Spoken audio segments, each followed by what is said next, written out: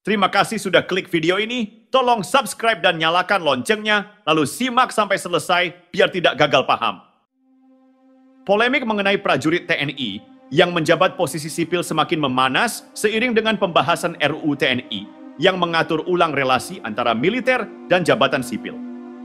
Terutama isu ini makin ramai dibicarakan setelah ada kabar soal kenaikan pangkat Teddy Indrawijaya yang menjabat sebagai Sekretaris Kabinet Seskap. Teddy yang sebelumnya berpangkat mayor, tiba-tiba naik jadi letnan kolonel, letkol, dan ini jelas membuat banyak orang bertanya-tanya. Kok bisa? Bukankah seharusnya ada aturan yang lebih ketat soal ini?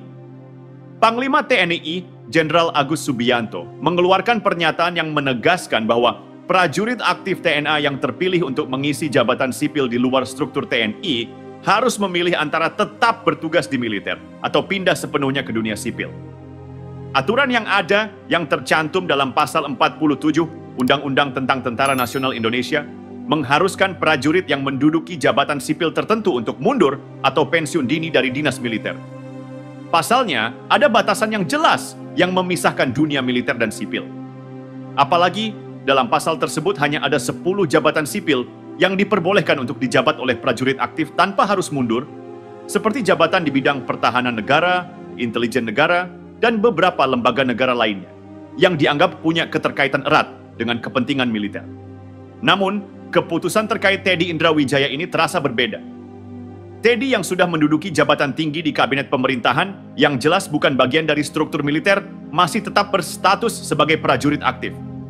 Bahkan, lebih mengejutkan lagi, dia mendapatkan kenaikan pangkat dari mayor menjadi letkol. Ini tentu jadi pertanyaan besar.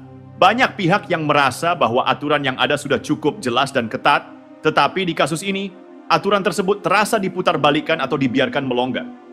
Kalau memang aturan tegas sudah ada, kenapa ada pengecualian? Di sini muncul pertanyaan besar lainnya. Apakah peraturan ini harus fleksibel, atau memang seharusnya lebih tegas dan tidak bisa digoyahkan? Apakah dengan memberi kelonggaran atau bahkan pengecualian untuk beberapa orang tertentu, aturan ini justru dipaksakan atau diselewengkan? Dan jika begitu, apakah aturan yang ada hanya berlaku untuk sebagian orang, atau semua orang di TNI dan pemerintah harus mengikuti aturan yang sama? Yang lebih krusial lagi, keputusan ini seakan menciptakan kabut tebal yang memisahkan antara dunia militer dan sipil. Seharusnya, hubungan antara militer dan jabatan sipil itu jelas dan tidak bisa tumpang tindih.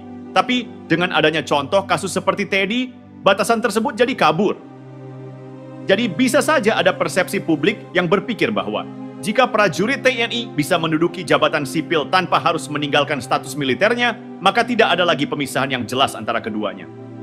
Bukan hanya soal Teddy saja, tapi ini bisa membuka jalan bagi praktik serupa yang bisa mengaburkan batas antara dunia militer dan sipil di masa depan. Yang menjadi perhatian juga adalah apakah keputusan ini memberi kesan bahwa ada pengecualian yang dibuat untuk orang-orang tertentu yang punya kedekatan politik atau hubungan personal dengan para pejabat. Kalau iya, maka ini bisa berisiko menciptakan ketidakpercayaan dan kecurigaan di masyarakat terhadap transparansi dan integritas institusi TNI. Jika aturan bisa dilanggar begitu saja, bisa jadi ini membuka celah untuk praktik favoritisme atau bahkan politisasi di kalangan prajurit TNI. Maka dari itu, masalah ini sebenarnya jauh lebih besar dari sekadar kasus satu orang atau satu jabatan. Ini adalah masalah yang menyangkut kejelasan aturan dan implementasinya, serta bagaimana cara institusi besar seperti TNI berkomunikasi dan menjaga kepercayaan publik. Jika ada celah yang bisa dimanfaatkan, celah itu tentu akan dimanfaatkan oleh orang-orang dengan kepentingan tertentu. Jadi apakah aturan ini harus diperketat atau malah dibiarkan lebih fleksibel? Itu adalah pertanyaan yang harus dijawab dengan sangat hati-hati agar tidak merusak sistem yang sudah ada. Salah satu kritik keras datang dari Direktur Imparsial, Ardi Manto Adiputra, yang menyebutkan bahwa kenaikan pangkat Teddy adalah bentuk penyalahgunaan wewenang. Ardi berpendapat bahwa Teddy seharusnya mengundurkan diri atau pensiun dari dinas militer terlebih dahulu sebelum menerima jabatan sipil di pemerintahan. Ini adalah prinsip dasar yang sudah diatur dalam Undang-Undang Tentara Nasional Indonesia dan seharusnya diterapkan tanpa pandang bulu. Jika aturan ini dilanggar begitu saja, maka bisa menciptakan presiden buruk di masa depan, di mana siapapun yang memiliki kedekatan dengan kekuasaan bisa mendapatkan keistimewaan tanpa mengikuti prosedur yang benar. Namun, pihak TNI, dalam hal ini Maijen Haryanto, Kepala Pusat Penerangan TNI, memberikan klarifikasi yang sedikit berbeda. Menurutnya, kenaikan pangkat Teddy diberikan sebagai bentuk penghargaan atas dedikasi dan kontribusinya terhadap TNI. Haryanto menjelaskan bahwa kenaikan pangkat ini diberikan melalui mekanisme kenaikan pangkat reguler percepatan, KPRP, yang sebenarnya adalah mekanisme yang biasa digunakan untuk prajurit yang dinilai memberikan kontribusi besar bagi TNI dan negara. Kenaikan pangkat semacam ini diberikan bukan hanya berdasarkan prestasi, tapi juga karena kontribusi yang luar biasa dalam menjalankan tugas, baik di militer maupun di pemerintahan. Walaupun begitu, banyak pihak yang tetap skeptis dengan penjelasan tersebut. Mereka merasa bahwa kenaikan pangkat semacam ini cenderung tidak adil, terutama jika dibandingkan dengan prajurit TNI lain yang sudah bekerja keras dan berprestasi tapi tidak mendapatkan kesempatan yang sama. Kenaikan pangkat melalui mekanisme KPRP, meskipun sah menurut aturan, seringkali dianggap sebagai jalan pintas yang bisa digunakan untuk tujuan politis. Apalagi dalam konteks ini, Teddy adalah seorang yang dekat dengan kekuasaan, mengingat dia adalah orang kepercayaan Presiden Prabowo Subianto dan sudah lama bekerja sebagai ajudan pribadi. Masalah lain yang muncul adalah soal transparansi. Keputusan TNI untuk memberikan kenaikan pangkat kepada Teddy tanpa penjelasan yang cukup terbuka menimbulkan kecurigaan di kalangan masyarakat, terutama dari kalangan prajurit TNI itu sendiri. Transparansi dalam keputusan seperti ini sangat penting untuk menjaga agar tidak ada persepsi bahwa kebijakan ini lebih didorong oleh faktor politik atau kedekatan pribadi dengan pejabat tinggi. Jika tidak ada penjelasan yang memadai, keputusan ini hanya akan memperburuk citra TNI di mata publik. Lebih jauh lagi, Ardimanto menegaskan bahwa kenaikan pangkat seperti ini justru bisa merusak integritas dalam sistem promosi di TNI. Sistem promosi di militer seharusnya berdasarkan kinerja, dedikasi dan prestasi di lapangan, bukan berdasarkan hubungan politik atau kedekatan dengan kekuasaan. Dengan memberikan kenaikan pangkat yang kontroversial seperti ini, TNI berisiko kehilangan kredibilitasnya sebagai lembaga yang profesional dan netral. Jika publik merasa bahwa kenaikan pangkat di TNI bisa dipengaruhi oleh faktor non-profesional, maka kepercayaan terhadap TNI sebagai lembaga yang memegang teguh prinsip-prinsip keadilan dan meritokrasi bisa tergerus. Selain itu, keputusan ini juga menciptakan potensi kecemburuan di kalangan prajurit TNI yang merasa bahwa mereka lebih layak untuk mendapatkan penghargaan serupa, tetapi tidak mendapat kesempatan yang sama. Hal ini bisa merusak moral prajurit yang merasa perjuangannya tidak dihargai secara adil.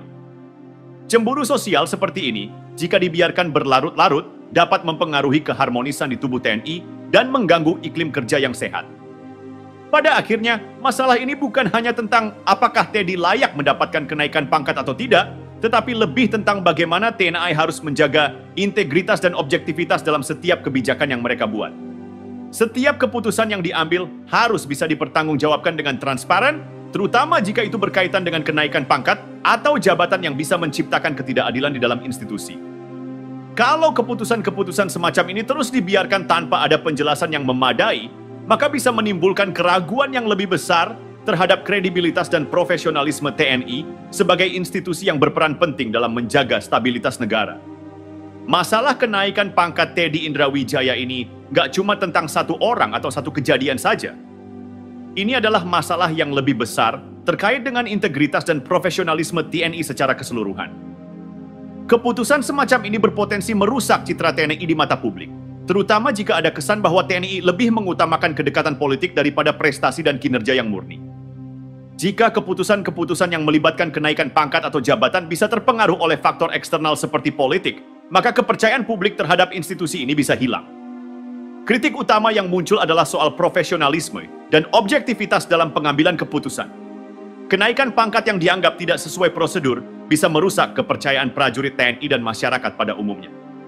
Kalau TNI terus-menerus mengeluarkan keputusan yang dianggap subjektif atau terkesan politis, bukan tidak mungkin akan muncul ketidakpuasan dan kecurigaan di kalangan prajurit lain. Mereka bisa merasa bahwa sistem promosi yang berlaku tidak adil dan hanya memberikan kesempatan kepada mereka yang dekat dengan kekuasaan, sementara mereka yang berprestasi dengan kerja keras malah terpinggirkan.